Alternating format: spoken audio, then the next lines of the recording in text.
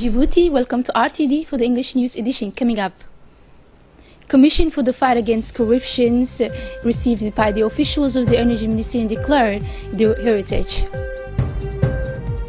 And on the international news, in Japan, commemoration of the 70th anniversary of the Hiroshima atomic bomb. Senior managers of the Department of Energy and Natural Resources have received the delegation of the National Commission for the Fight Against Corruption, held and led by its Director of Investigations and Declaration of Heritage, Mr. Hamza Abdiaden, accompanied by the Director of the International Cooperation, Jama' Suleiman Abubakar. The latter has introduced the President of the Commission, Osman Diris Jama, to the Secretary General of the Department of Energy, Ahmed Gaba.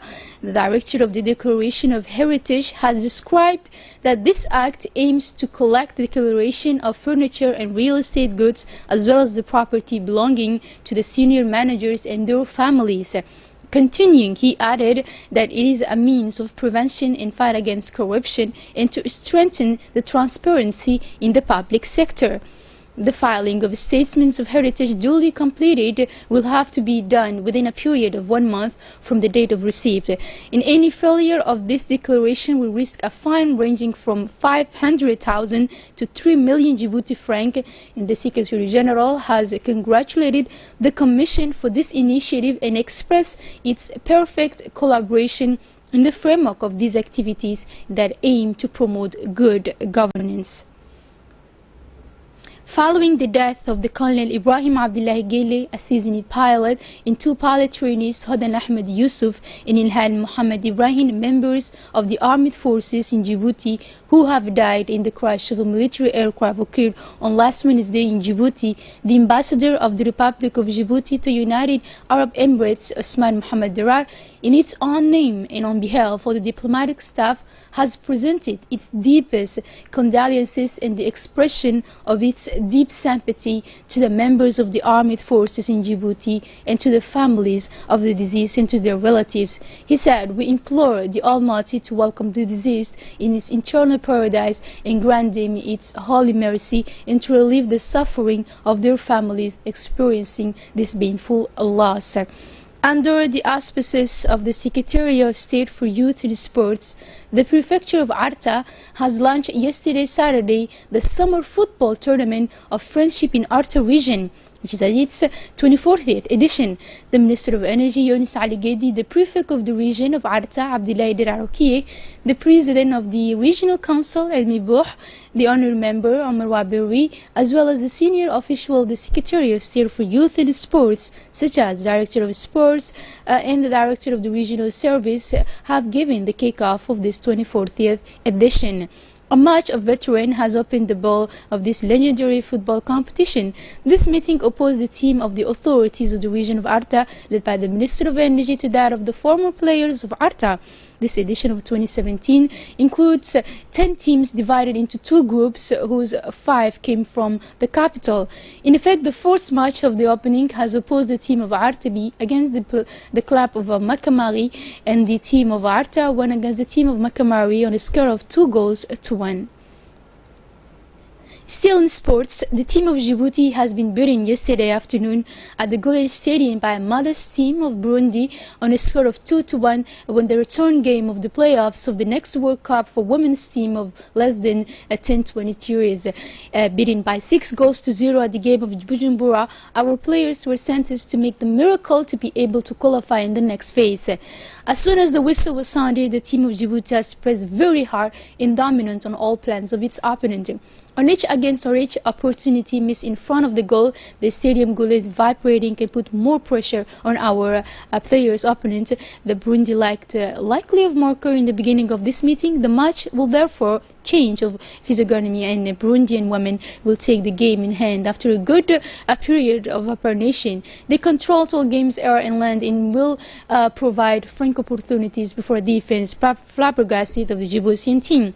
The second period was easier for Djibouti, who regained control of the match by equalizing first and then by settling on the opposition camp.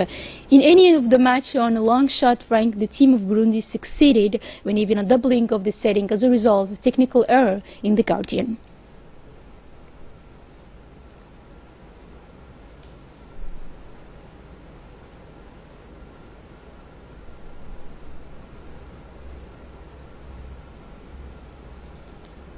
And now on the news outside our borders, Syrian government and allied forces have taken the last major town in Homs province from the Islamic State, the Syrian Observatory for Human Rights said on Saturday, as the army advances toward militant strongholds in the east of the country.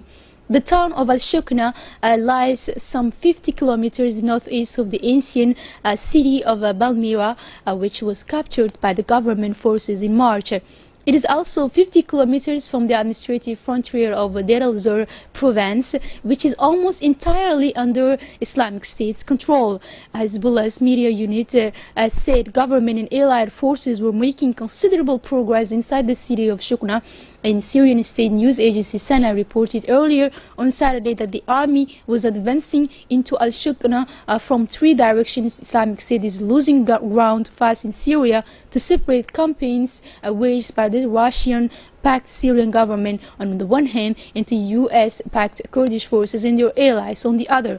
Government forces backed by the Russian Air Force and Iran-backed militia have also been advancing against ISIS in Hama province and in southern areas of Raqqa province. US-led operations against ISIS are currently focused on taking Raqqa city in northern Syria.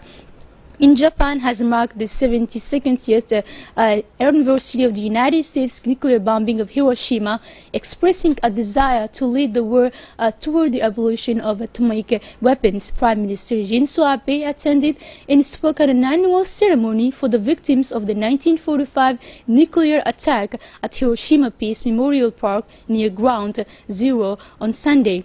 He said Tokyo hoped to push for a world without nuclear weapons in a way that was acceptable to all countries. For us, he said, to truly pursue a world without nuclear weapons, and we need participation from both nuclear weapon and non-nuclear weapon states, Abe said in his speech.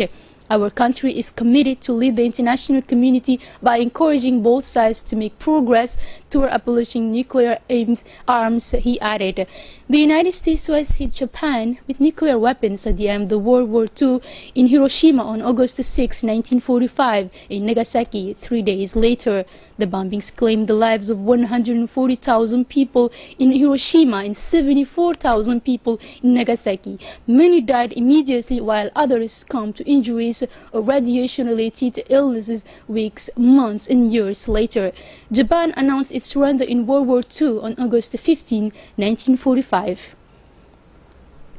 And to close up this edition with, the UN Security Council unanimously approved tough new sanctions Saturday to punish North Korea for its escalating nuclear and missile programs, including a ban on coal and other exports worth over $1 billion, a huge bite into total exports valued at $3 billion last year. U.S. Ambassador Nikki Haley called the resolution the single largest economic sanctions package ever leveled against the North Korean regime and the most stringent yet set for of sanctions on any country in any duration. The U.S. drafted resolution negotiated with North Korea's neighbor and ally China is aimed at increasing economic pressure on Pyongyang to return to negotiations on its nuclear and missile programs, a point stressed by all 15 council members in speeches after the vote. The Security Council has also already imposed 6 rounds of sanctions that have failed to halt North Korea's drive to improve its ballistic missile and nuclear weapons capabilities. The resolution's adoption follows North Korea's 4 successful tests of intercontinental ballistic missile capable of reaching the United States on July 3rd and July 27. It condemns the launches in strongest terms and reiterates previous calls for North Korea to suspend all ballistic missile launches and abandon its nuclear weapons and nuclear program in a complete, vertible and irreversible manner. The centerpiece is a ban on North Korea exports of coal, iron, lead and seafood products, and a ban on all countries importing these products, estimated to be worth over $1 billion in hard currency. It is here this edition comes to an end. Thanks for your beloved attention and have a good night.